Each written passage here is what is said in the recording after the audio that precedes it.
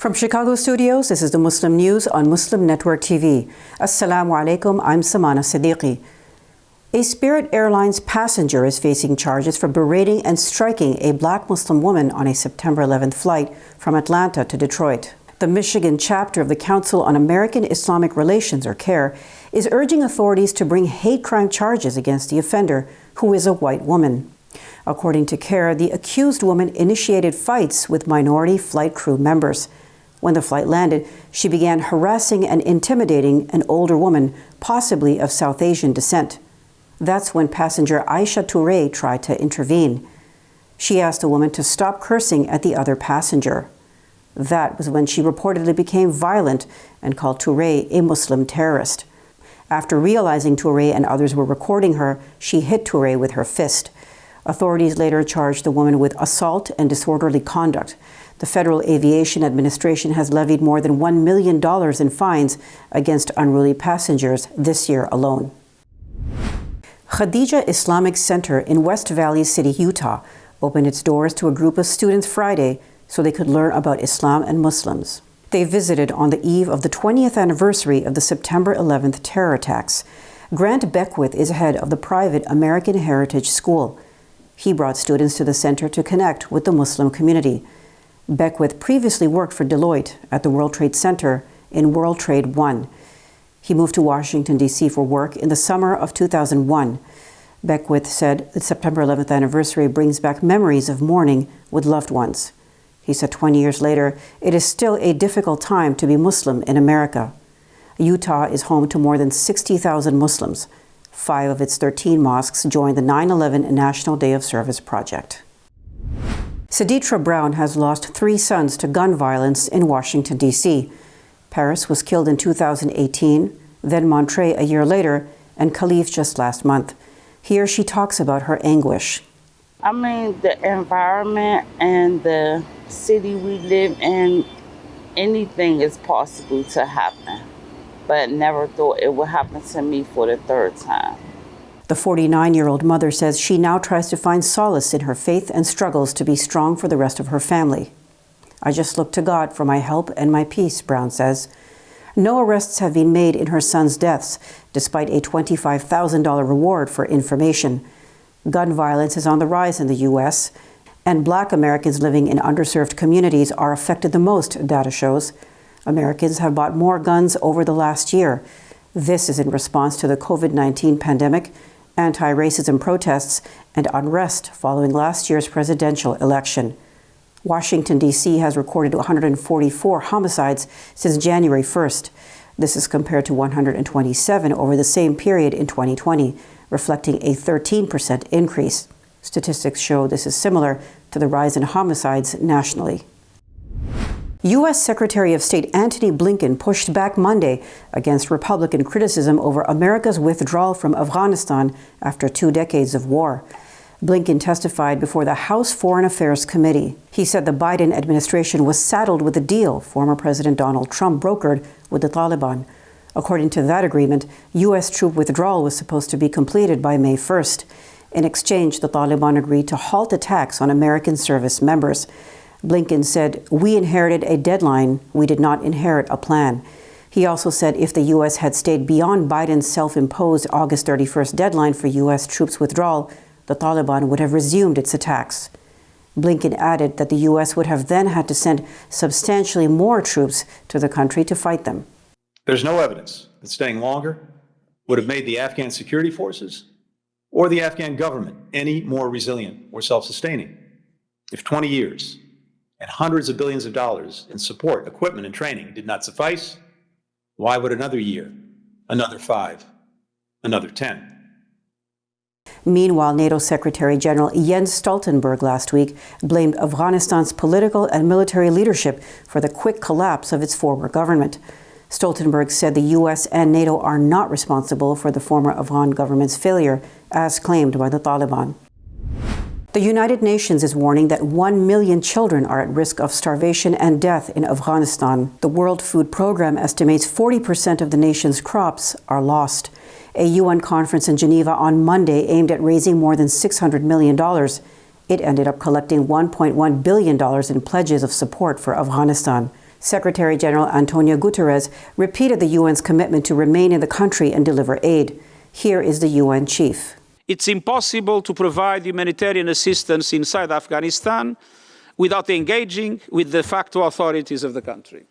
The U.S. ambassador to the UN, Linda Thompson-Greenfield, pledged $64 million in new humanitarian aid. Pakistan's Foreign Minister Shah Mahmood Qureshi called for a pragmatic approach to Afghanistan and sustained engagement by the international community. Turkey's Foreign Minister Mevlut Çavuşoğlu said his country's embassy is operating in Kabul and humanitarian agencies should be able to operate securely.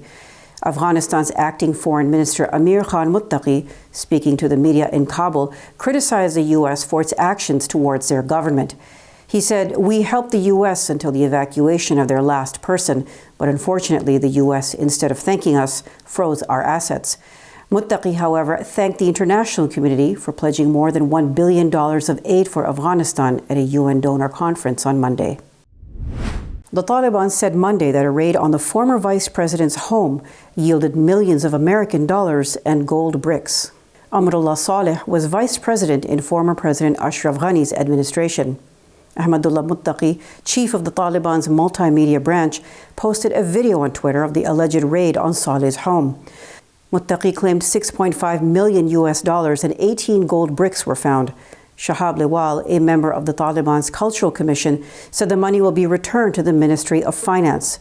Last month, the Russian embassy in Kabul alleged Ghani fled from the capital in a helicopter full of cash. Russia's state news agency RIA Novosti reported that not all of the money fit in the helicopter, and some of it was left lying on the tarmac. An international commercial flight left Kabul Monday, the first since the Taliban recaptured power last month. It offered some hope to Afghans still desperate to leave the country. On Monday, a Pakistan International Airlines jet touched down in Kabul before returning to Islamabad. On board were about 70 people. Most were Afghans who are relatives of staffers with international organizations, such as the World Bank, according to airport ground staff. Kabul International Airport was left trashed after U.S. forces completed a chaotic evacuation of more than 120,000 people last month. The Taliban has since scrambled to get it operational with technical help from Qatar and other nations. Tanzania's president on Monday appointed the country's first woman defense minister. President Samia Suluhu Hassan selected Stergomena Tax to the position. Hassan herself is Africa's first Muslim woman head of state. Tax recently retired as an executive secretary at the Southern African Development Community. That intergovernmental organization builds regional socioeconomic, political, and security cooperation among 16 countries in southern Africa. Political commentator Sylvia Nifuna said Tanzania is a military superpower in the region that can be used to fight terrorism. Tax's appointment comes barely a month after Tanzania offered to host a counter-terrorism center. It will complement efforts by the regional bloc to combat an escalating insurgency threatening stability. More Jewish Americans are moving into illegal settlements in the Israeli-occupied West Bank. That's according to data from Tel Aviv's Central Bureau of Statistics. The Middle East Monitor reports that of the over 2,000 U.S. citizens who migrated to the state last year, 191 moved into illegal settlements. This is a nearly threefold increase from the previous year, when less than 3% settled in Palestinian territory. American-Israeli settlers forcibly taking over Palestinian land grabbed international attention earlier this year. American-born Israeli Yaakov Fauci was caught on video trying to evict the Palestinian El-Kurd family from their home in occupied East Jerusalem. In the now viral video that sparked condemnation around the world, Fauci told the El-Kurds, "If I don't steal it, someone else is going to steal it." Coming up next after the break is our in-depth analysis segment, so stay tuned and we'll be right back after these messages.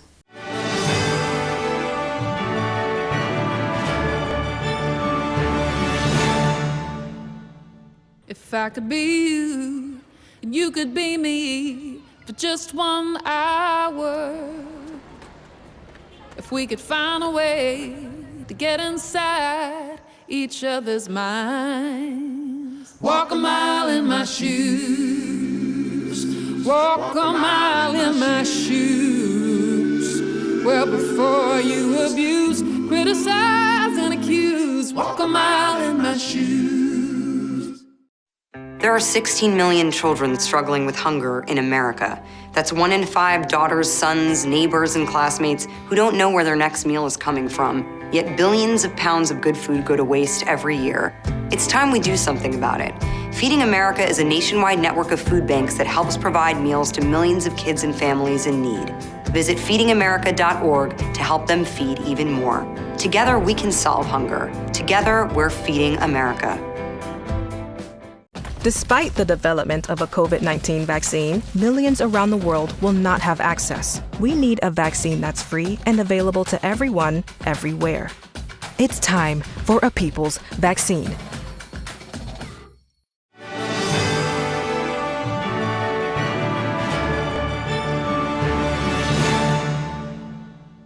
Welcome back. In one of our previous segments, we discussed President Biden's strategy to prevent gun violence. Let's watch. This is Dr. Ayman, and I have the honor, the absolute honor, to talk with Dr. Spitzer, who is a presidential scholar.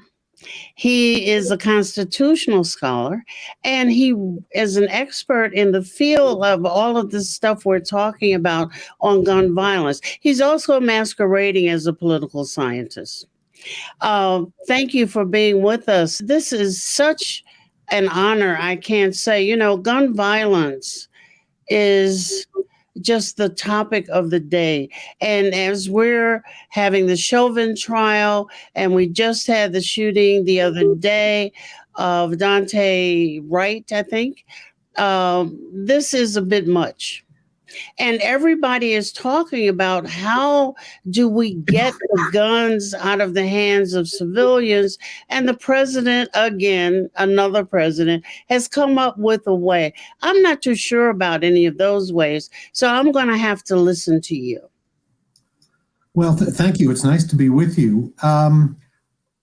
President Biden, sort of drawing in the subject of gun policy and looking at the presidency, I guess my first point is that President Biden is facing a pretty delicate political balancing act right now, because the Democrats have very narrow majorities in both houses of Congress, and he has a lot he wants to get done, some huge policy items, and then add into that the gun issue, which he did campaign on, and his campaign platform was a lengthy list of new gun proposals that he wanted to see enacted if elected president. But what he's doing right now is he's taking some initial unilateral steps, that is enacting or going to enact some executive orders on the gun issue, because he can do those on his own. They don't have to go to Congress. The only limitation is that because they are executive orders, they only pertain to departments of the executive branch. And that's why you can only go so far in that direction to change policy if you're the president. But what he's proposed, I think, are perfectly sensible and good things to do. They're not far-reaching, you might say, but I would say that heading the list is a proposal to reclassify what are called ghost guns. Right now, average people can purchase gun parts, assemble them at home pretty easily, and these parts have no serial numbers on them. And as a consequence, they're untraceable. And that is a significant problem. In 2019, roughly 10,000 ghost guns were retrieved from crime scenes. And here we are 2 years later. I have no doubt that that number is significantly greater than it was 2 years ago. Is the ghost gun like the guns they can make on the 3D kind of replicators? Because those don't have serial numbers either, right? That is right. It is possible to do metallic kind of 3D construction work with what you think of as 3D printers, but those kinds of guns that you think about being constructed with a 3D printers in recent years are made of polymers. And the problem with them is that they're virtually one-shot guns. That is, they can't withstand the force of numerous firings made from these polymers. So the more immediate and bigger threat is guns made from metal, and you can get those in the mail. That's the thing. And make these, you can make a pistol, but you can also get something that they were calling a brace and turn it, it steadies your aim and allows you to do much more damage. But I want to push back a little bit on what these reasonable, what many of us consider reasonable gun policy efforts, and ask, is that going to do it? Or do we have to have another, 6 more policy efforts or something? Because you can make it harder to get ghost guns. You can raise red flags. You can do all of these things. But is that going to change what has become an American mindset? I'm uncomfortable. I go out and I shoot up the mall. My girlfriend left me and I go and shoot up something else.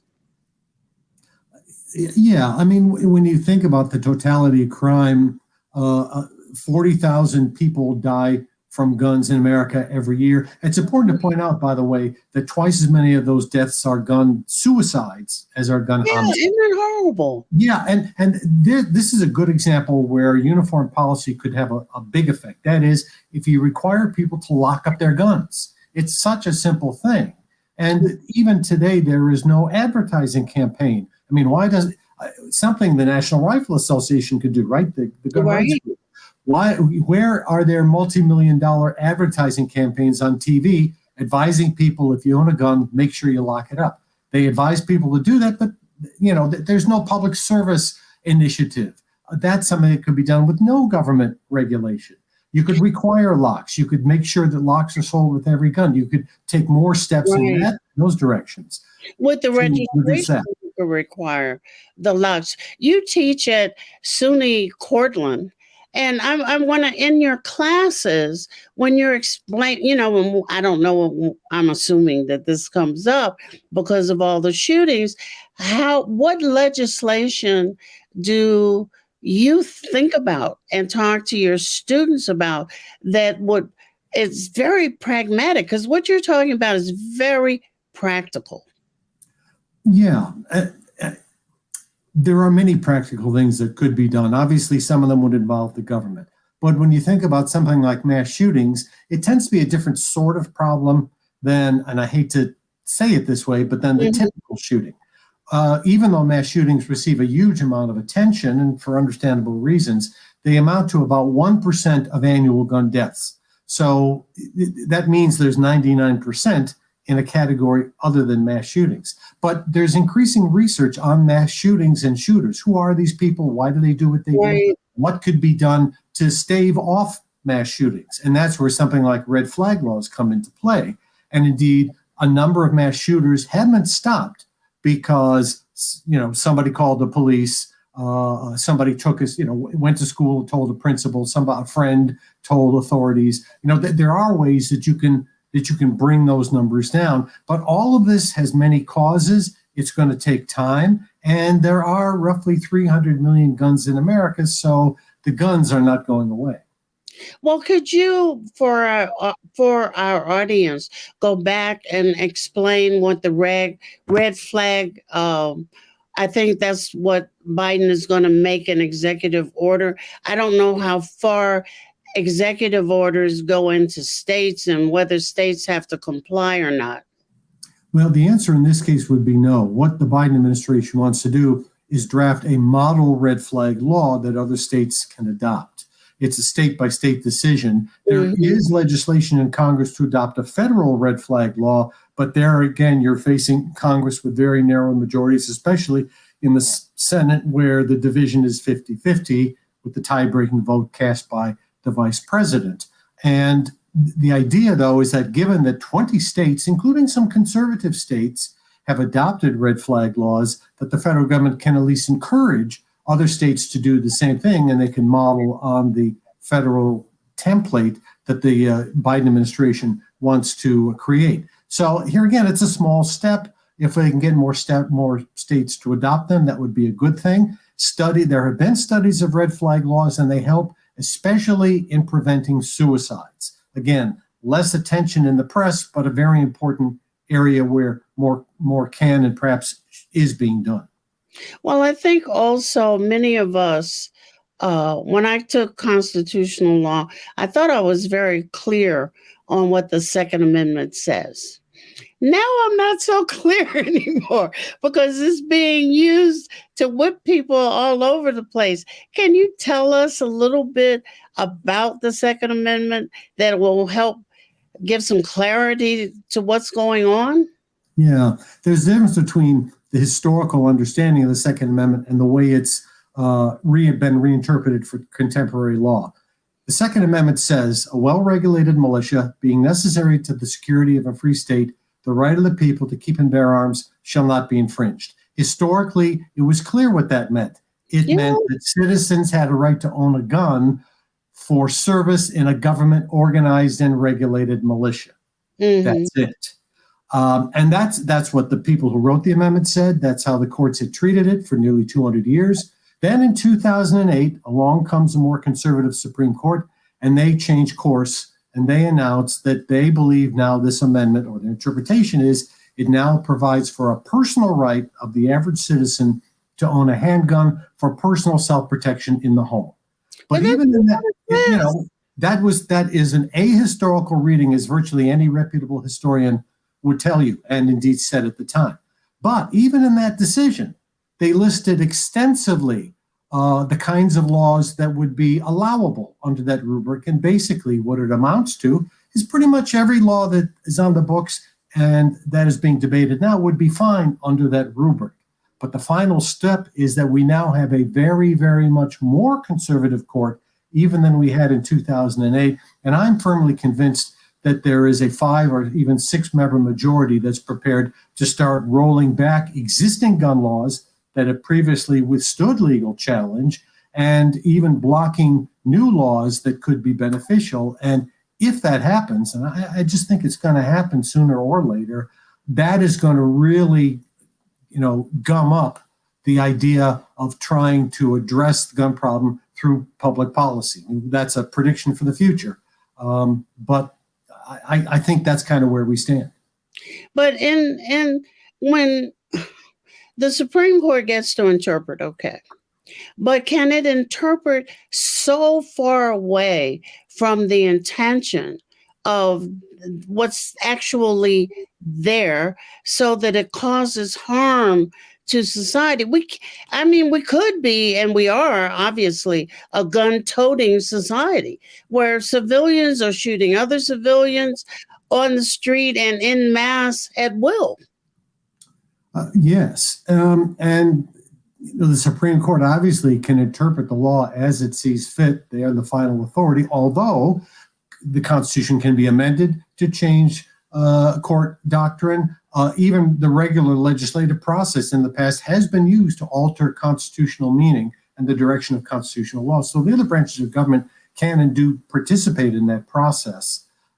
So there are, it's not necessarily the end of the story by any means, but in fact, the court has been heavily criticized, and rightly so, for claiming that they're doing originalist interpretation, what the founders meant, when in fact it really is the opposite of what the founders meant. And I would just add one point, which is I've done a lot of research on old gun laws. And the fact is that in our history, gun ownership is as old as America, but so are gun laws. And in our first 300 years, in many respects, guns were more strictly regulated than they have been in the last 30 years. And that's a story that too few people know.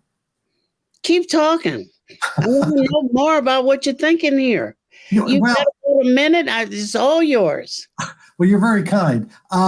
When you looking at these old gun laws, in fact, it's work I've been doing very recently, and I have been shocked at the wide range and variety and strictness of old gun laws. And I mean, going back to the 1600s, we've seen demonstrations, in the last year where people bring guns to the state capitol because they want to make a statement.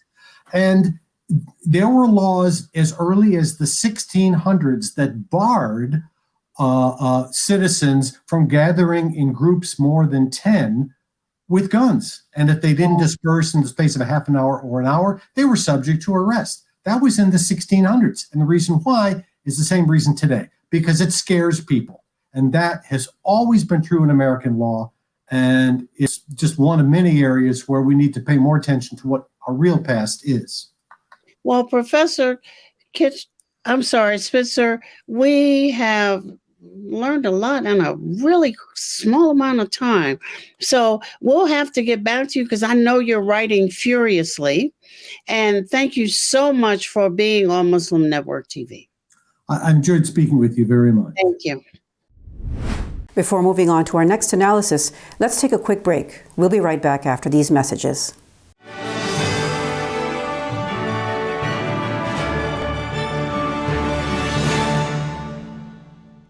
Our fellow Americans. Right now, the COVID-19 vaccines are available to millions of Americans. And soon, they will be available to everyone. The science is clear. These vaccines will protect you and those you love from this dangerous and deadly disease. They could save your life. So we urge you to get vaccinated when it's available to you. That's the first step to ending the pandemic and moving our country forward. It's up to you. I am what hunger looks like in America. I am an 8-year-old girl who's not excited for the last day of school. Because this may be the last time I'll have lunch. Till September. I am a single father of 2 who works 3 part-time jobs. And that's still not enough to put food on the table. I was created by artificial intelligence from faces of the 1 in 8 Americans who struggle with hunger. Feeding America, 200 food banks strong.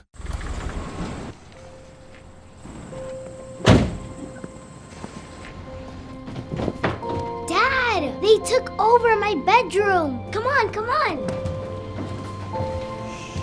Okay, Dad. 1, 2, 3. Dad!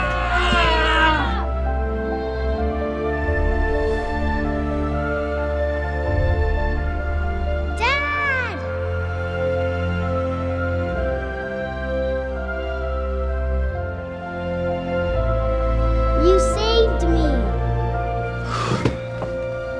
Dad? Are you okay? I'm fine, dear.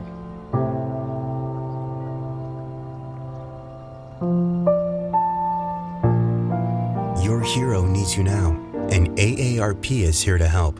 Find the care guides you need at aarp.org/caregiving.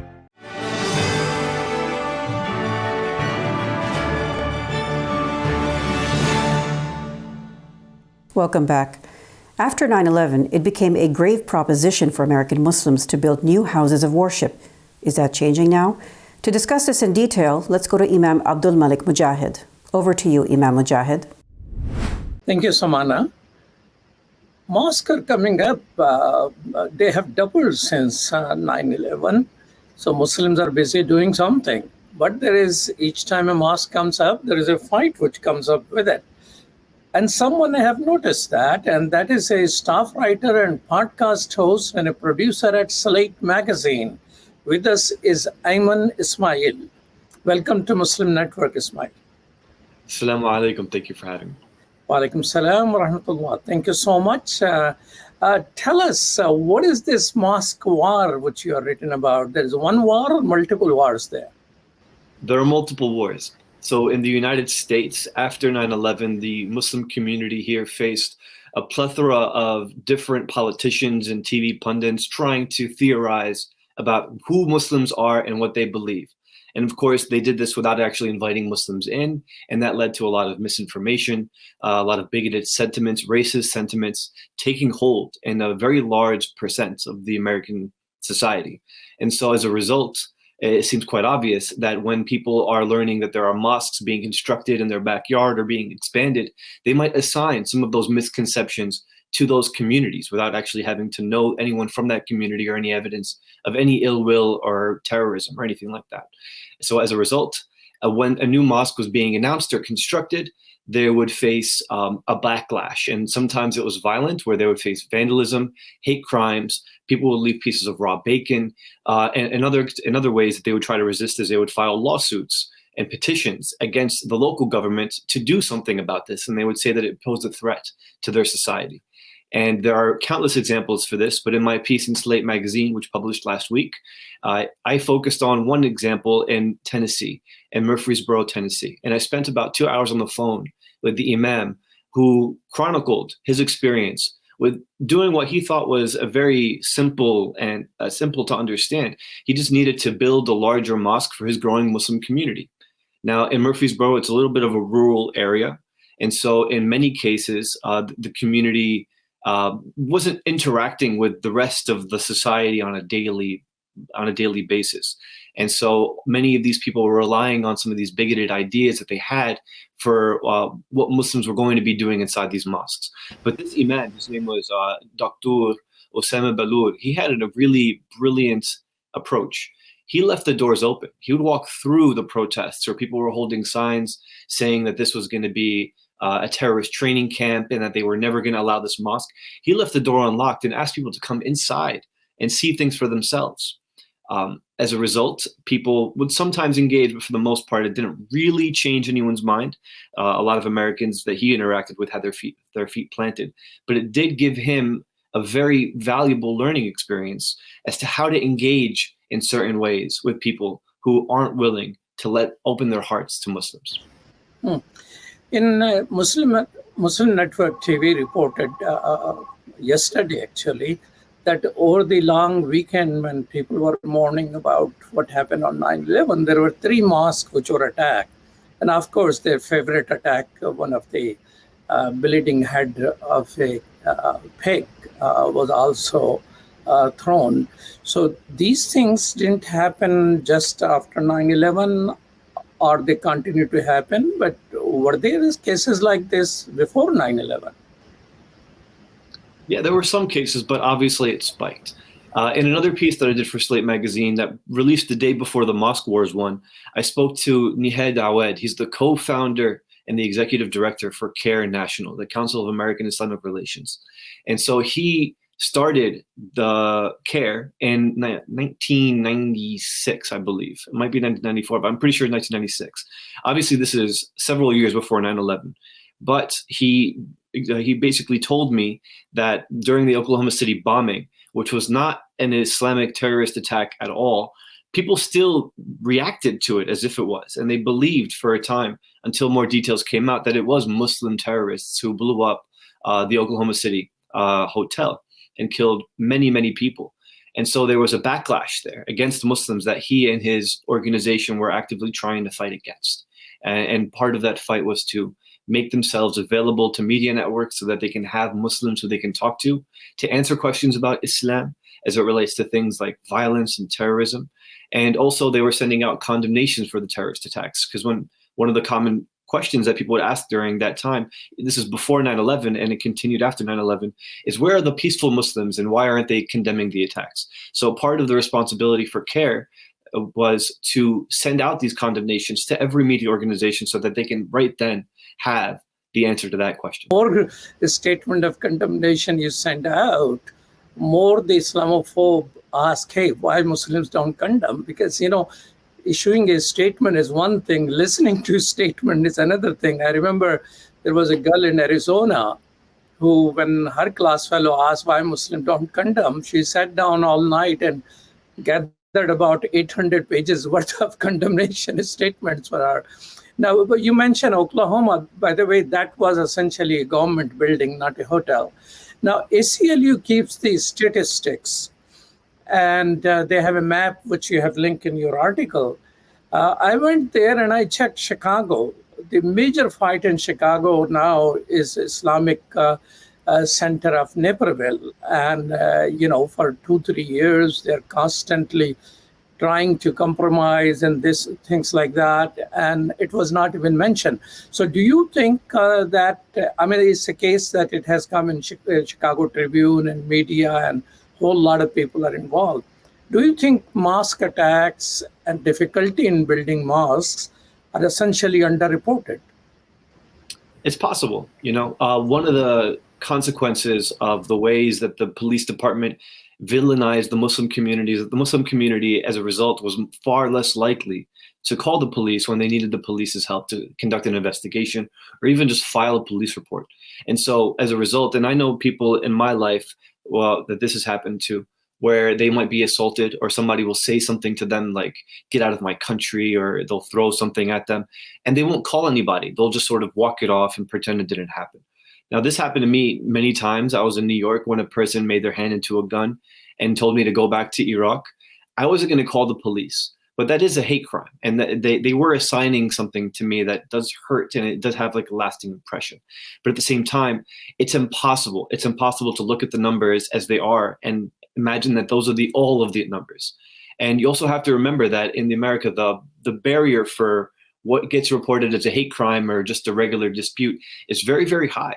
Now, we can remember the story about the 3 students, the medical students who were killed, and they called it a parking dispute. But it became very obvious later on when there were messages and leaked information over the perpetrator, the person who killed these 3 students, that he had a lot of anti-Muslim sentiment that he'd been consuming online, and he expressed previously to killing them. And so Muslims might see this and think to themselves, okay, well, this person obviously hated Muslims. But at the same time, that never got reported as a hate crime. So it's very, very difficult to clear that barrier for Muslims for some reason. But that case of 3 young people murdered, a couple of them students, was still not recorded as a hate crime, was it? It was never recorded as a hate crime. Okay. Now, so the mosque, going back to the discussion about mosque, you mentioned there are Christian groups which campaign against that. Who are these Christian groups who are campaigning against building of mosques? So there were a handful of one, but one of the largest evangelical preachers in America went on the record and said that this was not a religious institution and that America needed to resist this, right? Now, this is something that to us, we see very often, and we hear from politicians, but this is America's number one televangelicals. And what a evangelical is they basically have their church on TV. And so their reach is in the millions. And he was actively saying that this mosque was not a mosque, and it was a political project. And they were going to be here to basically, I think the quote was, he was there to take over the city councils, right? So that's extremely problematic because it essentially pits one religion against the other. When in America, as religious institutions, we really need to stick with each other because it's not just one nation under one specific God, it's one nation under God. And in order for us to actually practice religious freedom, we need to protect the rights of other religious minorities. You know what I'm trying to say? So it's within our interest to stick together and protect each other. And that's what I think was most shocking. And when I talked to the Imam, Usama Belul, he told me how there were Christian groups holding signs basically condemning people to hell. And that really troubled him because he was talking specifically about a 9-year-old who asked him, why do these people hate us? And he's a religious leader and a spiritual leader. And of course, the accusation that we're going to be going to hell is extremely troubling. And so he had to explain to this 9-year-old why these people might feel this way or why they might be saying things like this to them. And that was extremely troubling for him. While some of those people, televangelical people, are opposing mosques, there must be other Christian groups who are standing by Muslims in their right to have freedom of religion. Of course there are, right? And Jewish groups and Sikh groups. It's not just Christians who are standing with the Muslims, and also atheist groups. The support for Muslims, especially when it comes to building mosques, has been much larger than the opposition. But what makes the opposition so potent is that they often are able to crowdsource funding to actually bring lawsuits against the local government to petition against these mosques. And that's what happened to the Murfreesboro case, where the Imam didn't have an emergency fund. He didn't have a lawyer on retainer. I mean, why would a mosque really need one up until this point? But he needed to then ask for a religious group, it's called the Beckett Fund, to represent him pro bono. And they did represent him pro bono. And they were able to get all of the lawsuits that were leveled against the religious institution that they were trying to build thrown out. And then in response, they tried to bring it to a higher jurisdiction. They wanted to bring the court to the Supreme Court. And the Supreme Court essentially said that this was not even worth their time and they weren't going to make a ruling on this at all and rejected the appeal. And so the Constitution, in this sense, did what it was supposed to do. Thanks in part to the Beckett Fund, who is not a Muslim organization, but just a religious freedom law organization. And Osama had a lot of praise for those people because what they essentially did was they put the American Constitution on trial. He pulled it away from the argument that the anti-mosque builders wanted to have. They wanted to basically litigate whether or not Islam was a religion. But what the Beckett Fund did was they put the Constitution on trial and saying, well, how can we say that we have religious freedom and religious plurality in this country when we're not going to afford one religious group rights that another religious group does? And so it was on the burden of the country to prove to itself that it does build mosques at the same rate and at the same purpose for churches or synagogues or temples. And when the case did get litigated, it was completely thrown out and found to be obviously just racist. Ayman, tell me this. Pew did a survey in March 2002, that is 5-6 months from the 9/11. There were 25% of America who has negative opinion of Islam. But now, just last month, they did a survey. Now 50% of Americans have negative opinion of Islam and Muslims. Do you think these wars on mosque in each city contribute to that type of negativity? So overall opinion of our neighbors towards Islam and Muslim has doubled since 9/11. Of course. One of the biggest problems, I think, that we have as a society is this desire to try and portray racism as something that you can be seen from both sides. Now, one of the mistakes, and this became most apparent during the opposition to the so-called Ground Zero Mosque, which was neither at Ground Zero nor a mosque, but the opposition really put the media in this position where they had to litigate it themselves. But rather than look outside the window and report whether or not something is true or not, they opted to invite some of the worst bigots onto their programming so that they can argue that Islam was not a religion and didn't deserve rights. Now, people like Pamela Geller, David Yerushalmi, Wesley Pipes, all of these people who have who are for the most part these fringe characters who are extremely racist, and most people observed as just extremely racist, were now being given soapboxes on CNN, on ABC, on NBC, on Fox News. Every major program had to have these people over for some reason to argue that Islam was not a real religion or that it was a violent philosophy, which is insane. And it's not, it doesn't hold up to journalistic rigor when you think of just what the rules of journalism are. You don't invite racists to make the points for racism. It's just not how it should work. But that's what happened. And as a result, we've seen the explosion of a huge anti-Muslim cottage industry where people have been making millions of dollars off of books and off of think tanks and basically pretending to have the truth that the other media organizations are too afraid to tell. And of course, they do this without actually talking to any Muslim experts or without even researching the Quran with an open heart. Instead, they cherry pick certain things to deceive their audience into thinking that this religion, this beautiful religion that I worship and you do as well, into this insane evil monster that's hiding under your bed. What they've done to our religion is incredibly dramatic. But as a result, you've seen a rise in Islamophobic sentiment because what they do is they get their integrity and they look like they're official because they have interviews with people on TV and on Fox News and they're wearing their suits and they're in the studio, but then they're selling these lies. And they've made millions of dollars off people gullible enough to believe those lies. Thank you so much, Aymann Ismail, for your time. Thank you for having me. Assalamu alaikum. Wa alaikum assalam. Back to you, Samana. Thank you, Imam Mujahid. That's all from our Chicago studios tonight. Thank you for tuning in. You can find previous episodes and more on our YouTube or Facebook. For more content, keep watching Muslim Network TV or visit muslimnetwork.tv. Salam and good night.